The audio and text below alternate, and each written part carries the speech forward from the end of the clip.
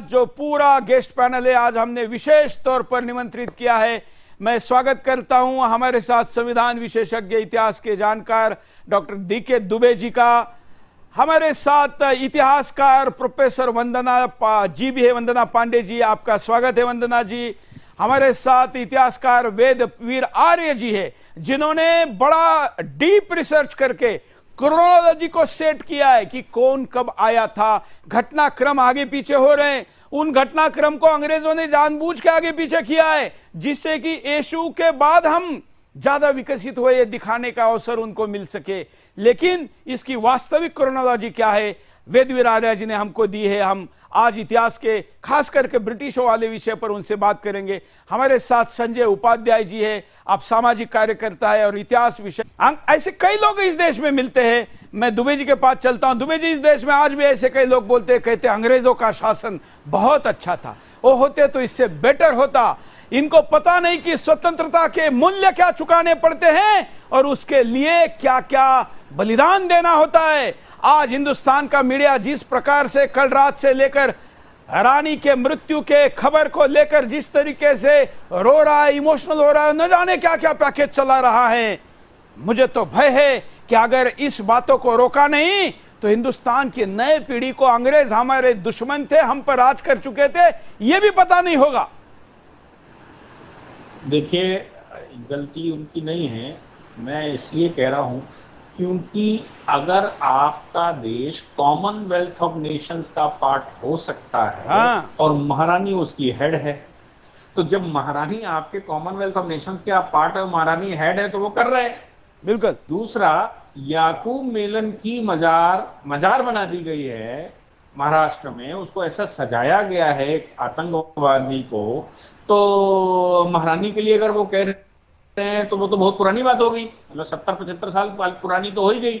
अब आप तो अभी याकूब मेनन तो लेटेस्ट है, बिल्कुल। उसकी मजार पर चादरें चढ़ रही हैं, उसकी मजार को एक तीर्थ स्थल बना दिया गया है।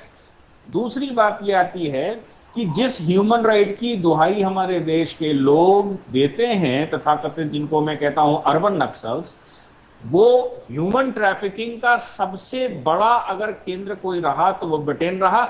आज भारतीयों के 50 देशों में, छोटे देशों में भारतीय विराजमान है, और वो सिर्फ ह्यूमन ट्रैफिकिंग की वजह से, क्योंकि हमारे यहां से उठाया गया, भरा गया, भर कर अफ्रीका ले जाया गया, लैटिन अमेरिका ले जाया गया, तमाम तरह के द्वीपों पर ले जाया गया, उससे खनन करवाया गया, काम करवाया गया। और अभी बहन जी कह रही थी गुलामों की तरह नहीं, गुलामों की तरह नहीं रखा गया, गुलाम ही बनाकर रखा गया। वो गुलाम ही थे। वो तरह वरह क्या होता है, तरह किसको कहते हैं, तो गुलाम बनाकर भारतीयों को रखा गया और भारत में हत्याएं करी गई। भारत के साथ क्या नहीं किया। तो सवाल ये पैदा होता है कि अगर औरंगजेब की मजार पर चादर चढ़ाई जा सकती है, अगर चादर याकूब मेनन पर चढ़ाई जा सकती है, और अगर कॉमनवेल्थ ऑफ नेशंस के हम पार्ट हो सकते हैं, कॉमनवेल्थ ऑफ नेशंस में हम खेलने जाते हैं बड़े चौड़े होकर, और कॉमनवेल्थ ऑफ नेशंस की महारानी हेड हो सकती है, तो भैया जो मीडिया दिखा रही है वो भी उसी का एक अगला रूप है कि भैया हम तो भूल गए और मरने के बाद तो पता नहीं क्या क्या और क्या क्या वो कर गई, सब दुनिया की कहानी करते हैं।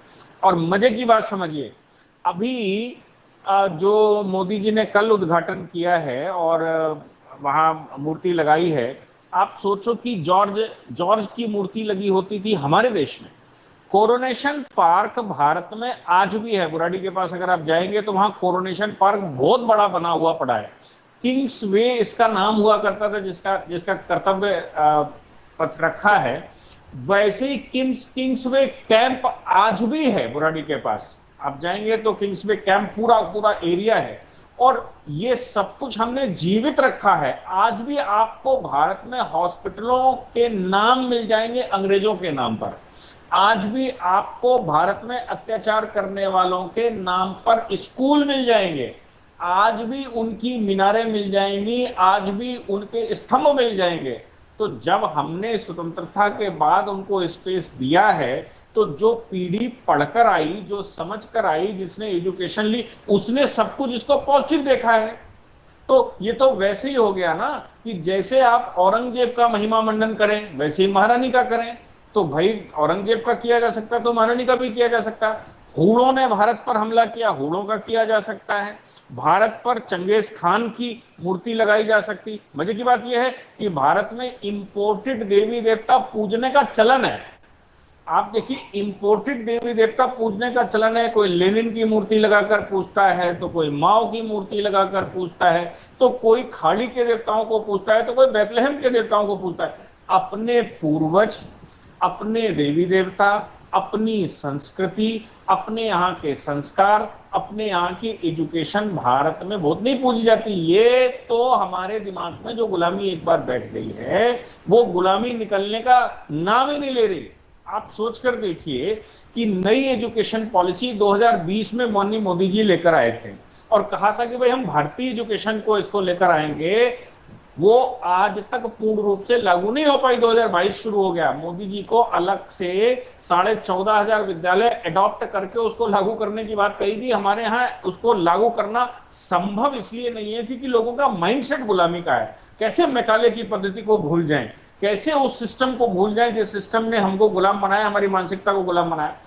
यही कारण है कि आज महारानी के विषय में हमारे देश के लोग उसका महिमा मंडन कर रहे हैं। इससे बड़ा दुर्भाग्य हमारे देश का कुछ हो नहीं सकता। अगर आप उसको नहीं कुछ कह सकते तो कम से कम शांत तो रहिए, लेकिन महिमा मंडन आप करके रख रहे हैं उन लोगों का जिन्होंने भारत में जो कर सकते थे वो किया। इसलिए मुझे लगता है कि हमारा देश में एजुकेशन पूरी बदलने की आवश्यकता है। पूर्ण रूप से भारत रिफॉर्म चाहता है और अगर रिफॉर्म ये ना किया गया तो हम बहुत जल्दी कहीं और जाने वाले हैं, किसी और परिस्थितियों में जाने वाले हैं। इसलिए रिफॉर्म की आवश्यकता है। ये मेंटल स्टेटस है और कुछ नहीं है, मानसिक दोष है और वो मानसिक दोष हम निकाल नहीं पा रहे हैं। मुझे लगता है कि आपने ये विषय उठाया है, इसलिए आपका साधुवाद, आपके चैनल का साधुवाद। जी मैं आपको बता दूं सारे दर्शकों को, इस वक्त करीब 24 घंटे से ज्यादा समय जाने के बाद भी ये लाइन हिंदुस्तान के किसी मीडिया ने नहीं लिए, छोटे बड़े भी नहीं लिए। हम अकेले हैं जो ये कर रहे हैं, लेकिन हम करते रहेंगे क्योंकि हमको पता है कि हम सबको जगाकर हमारे पीछे लाएंगे। दुबे जी ने एक बहुत महत्वपूर्ण बात की, कॉमनवेल्थ जो कि रानी के, अंग्रेजों के जो गुलाम थे उनका संगठन है। विश्व में शायद ऐसा कहीं नहीं होगा, कई लोगों के कई जगह राज रहे, लेकिन हम गुलाम हैं। इसको आज भी संजोए रखने का काम कॉमनवेल्थ से होता है। दिल्ली में जब कॉमनवेल्थ गेम हो रहे थे तो उसका सबसे कठोर प्रखर विरोध हमने किया। आप जानते नहीं होंगे दर्शकों, रानी को कॉमनवेल्थ देशों में जाने के लिए वीजा नहीं लगता। दिल्ली के कॉमनवेल्थ का भी उद्घाटन रानी ही परंपरा के अनुसार करने वाली थी, जैसे दुनिया के बाकी देशों में कॉमनवेल्थ के गेम का वही उद्घाटन करती है। वो जो बैटन होती है जिसपे आग लगी हो मशाल से, हर बार ये परंपरा है। अकेला सुदर्शन, तब तो इतना बड़ा आकार भी नहीं था हमारा, हमने इस मुद्दे को लगातार महीनों उठा के रखा। तब की सोनिया गांधी सरकार के ध्यान में आ गया कि राष्ट्रवाद हिंदुस्तान में जाग रहा है। अगर बगैर वीजा रानी यहां आई तो हमको लेने के देने पड़ जाएंगे। तो वो पहला विश्व का पिछले 75 वर्षों बाद का पहला कॉमनवेल्थ था जिसका उद्घाटन रानी ने नहीं किया। मैं कुल मिलाकर आपको बताना चाहता हूं कि वीजा रानी को आज भी उन देशों में जाने को नहीं लगता। आज भी 100 से ज्यादा परंपराएं रानी के नाम पर उन देशों में पाली जाती है। जैसे आज भी हिंदुस्तान का जो एयरक्राफ्ट है उसको VT सीरीज में काउंट किया जाता है। उसका जो गाड़ियों का नंबर जैसे होता है, जैसे आजकल IND लगाकर फिर MH मतलब महाराष्ट्र बंगाल के लिए अलग वगैरह होता है, वैसे एयरक्राफ्ट के सीरीज में आज भी VT मतलब विक्टोरिया लगाया जाता है। विक्टोरिया स्ट्रीट इस देश में है, विक्टोरिया स्टेशन इस देश में था। आज भी कई निशानियां हैं। हम 100 से ज्यादा परंपराएं रानी के नाम पर आज चला रहे। दुबे जी, अभी कॉमनवेल्थ गेम चल रहा था, तब भी हमने इस बार भी ये कहा कि आप भले ही गोल्ड मेडल जीत कर ला रहे हो, लेकिन ला तो गुलामों के बीच के लड़ाई का ला रहे हो ना, उसका क्या फायदा है? दुबे जी, मजे की बात यह है कि हम वहां शौर्य कहां दिखा रहे हैं। हाँ। हम शौर्य इस बात का दिखा रहे हैं कि हम बेस्ट गुलाम देशों के हाँ। व्यक्ति हैं, और हमारी जो प्रमाणिकता है वो आप हमको प्रमाणित करिए और बिल्कुल। हमको दिखाइए। भावना खेल की है, कहने वाले ये कह सकते हैं कि भावना खेल की है, भैया खेल की भावना में ये नहीं लगाया जा सकता, लेकिन खेल की भावना भी अगर गुलामी के मातहत हो तो मुझे नहीं लगता कि हमारे देश में किसी भी व्यक्ति को यह अच्छा लगेगा कि भाई हम जिन्होंने हमको गुलाम बनाकर रखा आज वो हमको खिला रहे हैं। होता क्या था पहले, जो मुगल बैठता था तो हमारे लोगों को बुलाता था और हमारे लोगों को बुलाकर कुश्ती करवाता था, हमारे लोगों को बुलाकर लड़वाता था और कहता था तुम में से जो जीतेगा उसको कुछ दिया जाएगा। तो हम जाते थे, भाई बादशाह ने बुलाया, बादशाह ने बुलाया, तो हम लड़ते थे उसके सामने, फिर वो दोनों को मारता था, कहता तू जीता क्यों और तू हारा क्यों। तो हमारी समस्या यह है कि आज भी वो मानसिकता महारानी के संगठन में हम जाकर शौर्य दिखाते हैं और भारत में उसका महिमा मंडन कर रहे हैं। तो इससे बड़ा दुर्भाग्य भारत का क्या हो सकता है कि हमारे दिमाग से गुलामी जा ही नहीं रही, हम वो एजुकेशन पॉलिसी नहीं चेंज कर पा रहे हैं। आप सोचिए कि एजुकेशन पॉलिसी नहीं चेंज हो पा रही है, भारत की जो परंपराएं हैं वो हम चेंज नहीं कर पा रहे हैं। भारत में कोर्ट के अंदर, मानी न्यायालय के अंदर जो कोट पैंट हमको अंग्रेज पहनाना सिखा गए, आज भी हम वही पहन रहे हैं। अभी धीरे धीरे परिवर्तन दिखाई पड़ रहा है। तो आप देखिए कि मोदी जी की सरकार के आने से पहले बजट का झोला भी वैसे ही होता था, वो बैग भी वैसे ही होता था जैसा अंग्रेज लेकर आते थे। आप पूरी की पूरी परंपराएं, यहां तक कि डेट, जो जिन डेटों पर वो फाइनेंस बिल लेकर आते थे उन्हीं डेटों पर हम लाते रहे, उसी तरह से हम चलते रहे। हम किस स्वतंत्रता की बात कर रहे हैं, हम कौन सा अमृत महोत्सव इस समय मनाने की कोशिश कर रहे हैं, किस बात का मनाने की कोशिश कर रहे हैं, अभी अपनी समझ से तो परे है। लेकिन हाँ, अच्छा यह है कि माननीय मोदी जी के आने के बाद वो धीरे धीरे ही सही लेकिन परिवर्तन अपने को दिखाई दे रहा है। और कल जो कर्तव्य पथ पर दिखाई दिया वो अपने आप में बता रहा है कि नहीं, अब देश जो है बदल रहा है, लेकिन लोगों की मानसिकता कैसे बदलेगी इस पर अभी हम सभी को विचार करना पड़ेगा, सिस्टम को विचार करना पड़ेगा और जो तंत्र है उस पूरे तंत्र पर विचार करना पड़ेगा। इसलिए मुझे लगता है कि हम सबको जो प्रयास करने चाहिए थे वो प्रयास नहीं किए। हम आपको पता है दुबे जी, मतलब मैंने जब पीछे ये मुद्दा उठाया था तो मुझे एक ने कहा, सुरेश आप जानते, पत्रकार था, सीनियर पत्रकार था, मुझे कहता आप जानते हैं कि आप इस मुद्दे को उठाकर ब्रिटेन जाने के आपके अवसर को खो देंगे। मैंने कहा कैसे? बोले ब्रिटेन आपको वीजा नकार सकता है और सारे कॉमनवेल्थ गेम भी नकार सकते हैं, आप ये मुद्दा उठाएंगे तो मैंने कहा क्या मैं ब्रिटेन नहीं जाऊंगा तो मेरा जीवन सार्थक नहीं होगा? मतलब इतने गुलाम मानसिकता के लोग हैं कि पासपोर्ट पर कहीं रेड स्टैंप लग जाए। अरे मतलब कितनी गुलामी सहेंगे और कब मानसिकता चुकाएंगे? इतना नहीं, आज जब मैंने पोस्ट डाला, देखिए आज हम जब 75वां वर्ष अमृत महोत्सव कह रहे हैं ना, इसलिए मैं कहता हूं ये संपूर्ण स्वतंत्रता नहीं है। आज कमेंट में लोगों ने लिखा है कि कॉमनवेल्थ के सदस्य होने के कई फायदे हैं। मतलब क्या कहा जाए, ये लोगों की मानसिकता है। लेकिन हम बोलते रहेंगे, आप जैसे लोग साथ देते रहेंगे, तो मुझे विश्वास है कि एक दिन हिंदुस्तान गौरव के साथ कॉमनवेल्थ के ऑर्गेनाइजेशन से बाहर होगा और वो तभी हमारी संपूर्ण स्वतंत्रता है, ऐसा हम मानेंगे। कुछ सीनियर वरिष्ठ लोगों का फीडबैक आ रहा था जिसे मैं अभी देख रहा था। मैं दुबे जी के पास चलता हूं। दुबे जी, हिंदुस्तान के सरकार ने 11 सितंबर राष्ट्रीय शोक घोषित किया है। मैं गणपति बप्पा के आज के विसर्जन में व्यस्त था, इसलिए मुझे अब इस वक्त ये जानकारी मिली है। मैं सुरेश चौहान के भारत सरकार द्वारा 11 सितंबर को ब्रिटेन की रानी का राष्ट्रीय शोक नहीं पालन करूंगा। मैं उस दिन, मैं मीठा नहीं वैसे नहीं खाता, लेकिन उस दिन खाऊंगा और हिंदुस्तानियों को बांटूंगा अगर हमारी भारत की सरकार शोक, राष्ट्रीय शोक व्यक्त करे। जिन्होंने हमको गुलाम रखने का प्रयास किया वो हम कभी भी राष्ट्रीय शोक नहीं मानेंगे। दुबे जी, मैं इस पर कल विशेष बिंदास बोल करूंगा कि राष्ट्रीय शोक का क्या महत्व है और भारत सरकार का यह निर्णय गलत है, लेकिन आज ये कमेंट इस पर आपकी लेते हैं। दुबे जी। सुरेश जी, मुझे बड़ा दुख इस बात का है कि हमारे पैनल पर बैठकर हम ये कह रहे हैं, हमारे जो पैनलिस्ट हैं, कि भारत कभी गुलाम ही नहीं हुआ।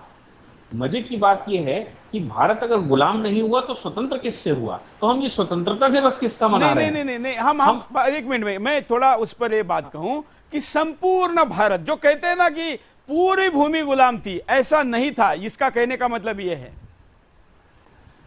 सुरेश जी, अगर आप डॉक्यूमेंट पढ़ेंगे, पटेल ने सन 1948 में एक व्हाइट पेपर इशू किया था और उस व्हाइट पेपर में लेटर्स इशू किए थे, जिन लेटर्स में बताया गया था 562 रियासतें इन पैरामाउंसी ऑफ ब्रिटिश रूलर। ये कहा गया था कि पैरामाउंसी में है सभी, ये 562 राजा गुलाम थे, इनको पासपोर्ट बनाने का अधिकार नहीं था, इनको भारत की भूमि से बाहर जाने का अधिकार नहीं था। पासपोर्ट एक्ट 1920 के तहत इनको पासपोर्ट अंग्रेजों से लेना होता था, जिन 562 रियासतों की हम बात कर रहे हैं। मजे की बात यह है कि हमारे दिमाग पर इतना सब कुछ बैठ चुका है कि अब हम सोचने के लिए भी तैयार नहीं। और इसीलिए जब आप ये कहेंगे कि हमारे ऊपर कुछ हुआ ही नहीं अब, और ये तो थोड़ा कुछ कर गए, थोड़ी एजुकेशन प्रणाली चेंज कर गए, थोड़ा सा वैसा कर लिया, थोड़ा सा लूट लिया और थोड़ा सा लूट कर ले गए, अगर ऐसा विचार करेंगे तो आपका मिसकंसेप्शन हुआ है। थोड़ा लूटा ऐसा नहीं कहा जा रहा है, ज्यादातर हुआ है। थोड़ा कुछ हिस्सा ऐसा था जहां पर इसका अंतिम क्षण तक प्रतिकार हो रहा था। यह बात है, मुझे लगता है हम इस पर अलग से बात करेंगे। अभी जिस मुद्दे पर हम बात करें उसमें भारत सरकार का राष्ट्रीय शोक घोषित करना, इसका मतलब तिरंगे को आधा झुकाना रानी के सम्मान में कैसे स्वीकार्य हो सकता है? बिल्कुल सही बात आप कह रहे हैं। हालांकि सरकार की पॉलिसी ये रहती है कि मित्र राष्ट्र जो हमारे रहते हैं उनके लिए भी हम ऐसा करते हैं, लेकिन ब्रिटेन ऐसा, उसका अपवाद होना चाहिए था। बिल्कुल। क्यों? क्योंकि जो शासिका है वो शासिका भारत के लिए जो वो अभी भी आपको चिढ़ाने के लिए वहां से आपके ग्राफिक्स इश्यू कर रहे हैं। ये क्या कर रहे हैं वो कि वो महारानी भारत में आई, महारानी भारत में ऐसा हुआ था वैसा हुआ था। क्या बता रहे हैं? ये बता रहे हैं कि गुलामी के समय पर याद कर लीजिए कि तुम गुलाम थे और महारानी ऐसे ऐसे करके गई थी और ये उसका परिदृश्य था। तो हमको वो चिढ़ा रहे हैं, वहां से बाकायदा उसकी मौत के समय पर हमको चिढ़ाने का प्रयास चल रहा है और कुछ नहीं चल रहा है। मैं समझता हूं कि हम मित्र देशों के लिए ऐसा करते हैं, लेकिन महारानी राष्ट्रभक्त है और अधूरी बात नहीं जाएंगे, हम पूरी बात इस पर कभी अलग से करेंगे। दुबे जी, क्या होना चाहिए, क्या किया जाना चाहिए, लोगों तक क्या मुद्दे जाने चाहिए? मुझे लगता है कि ब्रिटिश उपनिवेशवाद के समय पर भारत के साथ जो भारत का इतिहास है, वो भारत का इतिहास पूरे देश को पता होना चाहिए। भारत में क्या क्या हुआ, कितना गड़बड़ हुआ और क्या जो नहीं होना चाहिए वो भी हुआ, वो चीजें निकलकर सामने आनी चाहिए। आजादी के अमृत, आजादी तो शब्द गलत है, स्वतंत्रता के अमृत महोत्सव पर अगर 10 दिन हम ये कर लेते हैं तो मुझे लगता है कि देश के लिए ये श्रद्धांजलि होगी उन पूर्वजों के लिए जिन्होंने बलिदान दिया है, जिन पूर्वजों के लड़ने की वजह से आज हम सब जीवित बैठे हैं और जिन पूर्वजों के लड़ाई की वजह से ये सब हमको छोड़कर हमें आजाद करके गए हैं, स्वतंत्र करके गए हैं। मुझे लगता है कि 10 दिन उस इतिहास के एक एक चैप्टर 20-20, 25-25 साल के कालखंड को निकालकर जिस प्रकार के भी आंदोलन हुए भारत में, जो गतिविधियां हुई, जिस प्रकार के परिवर्तन हुए, वो हमें करने चाहिए। अगर हम 20 साल में डिवाइड कर लें 10 दिनों को तो 200 वर्ष का इतिहास हमारे सामने निकल कर आ जाएगा, जो देश के लिए, हमारे पूर्वजों के लिए सही श्रद्धांजलि होगी। और दुबे जी, आप भी और आप जैसे इतिहासकारों को जानते होंगे, तो उन सबको हम आह्वान करते हैं कि अगले 10 दिनों तक सुदर्शन अपना मंच आपको देने के लिए तैयार है। जैसे अभी कहा कि हम 200 वर्षों को डिवाइड करके जिनके पास जो ऐतिहासिक साहित्य है, वीडियो है, फोटो है, आलेख है, जो भी चीजें हैं, हमको संपर्क करिए, हम उसको पूरा स्पेस देंगे, टाइम देंगे, दिखाएंगे, लोगों तक लेकर जाएंगे। सोशल मीडिया के द्वारा, चैनल के द्वारा, हमारी टीमों के द्वारा हम उन स्थानों पर भी जाएंगे, उन घटनाओं को भी दिखाएंगे जो आज आपको पुनः स्मरण करने की आवश्यकता है।